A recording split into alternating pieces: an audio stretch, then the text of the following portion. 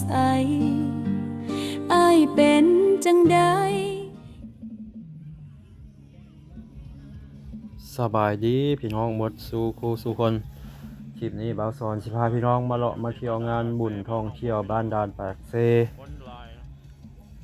เมืองหนองบกแขวงคำมวนพี่น้องเสริมตรงกันกับงานบุญนมัสการพระธาตุพนมอยู่ทางฝั่งไทยสิพาพี่น้องมาเบิ่งบรรยากาศยามค่ำคืนงานมีการกินการดื่มมีการฟ้อนรำวงเนาะพี่น้องไปติดตามรับชมเบิ่งบรรยากาศนำกัน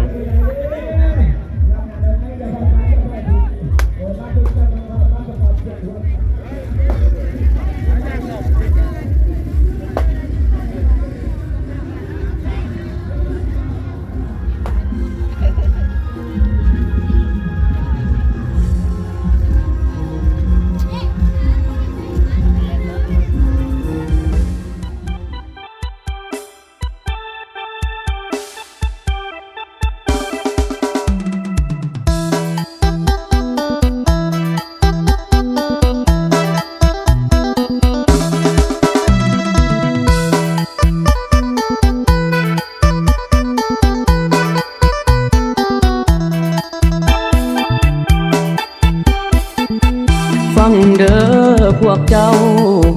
คอยสิเว้าความสัวให้ฟังจากว่าเป็นเวรกรรมยังสั่งให้คอยคิดบ่ดี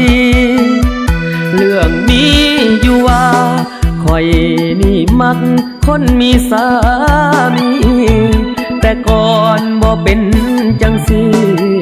มาเดี๋ยวนี้คิดฮอดเมียเพิ่นผู้สาวสำน้อยใหญ่รุ่นคอยกะมีบ่อื่นแต่ใจ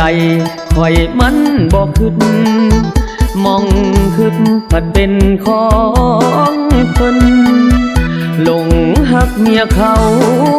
ว่าแล้วเศร้าใจเฮาเหลือเกินผัวเขา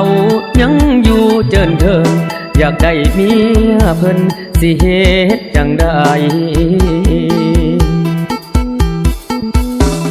มักหลายเด้เจ้าเมียเขา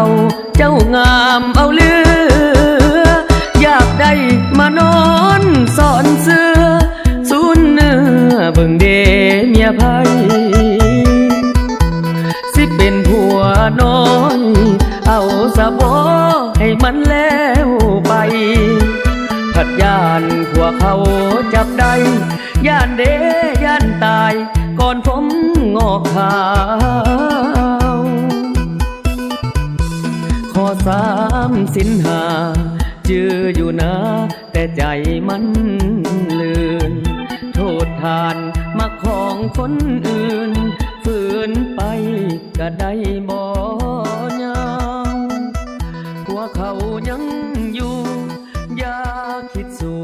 สิ่งญาติแย่งเอาแอบหักไปก่อนน้อเฮาถ้าซ้อมเบิ่งเขาเลิกกันเจอคนดัง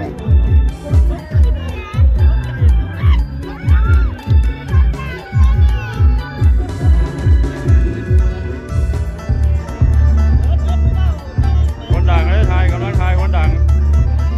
หลังจากเลาะงานแล้วก็มานั่งกินข้าวครับบ่าวเตียงค่ำหน้ากายกับพร้อมทีมงานของเพิ่นมาหาน้องสาวเนาะน้องนุกนิกน้องสาวคนงามคนน่ารักบ่าวสอนเคยถ่ายคลิปปีผ่านมา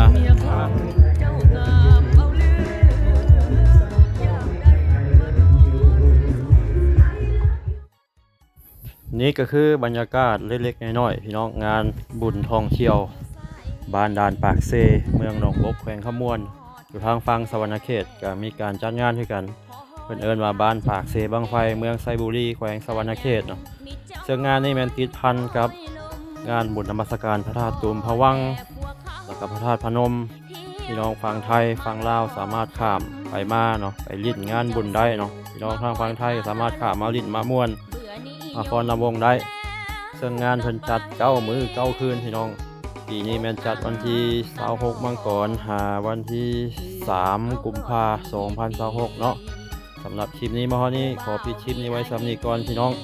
คลิปหน้าเนาะคลิปปีหน้าบ่เป็นคลิปหน้าจึงพากันมาลิดมาเที่ยวมาม่วนใหม่พี่น้องสำหรับปีนี้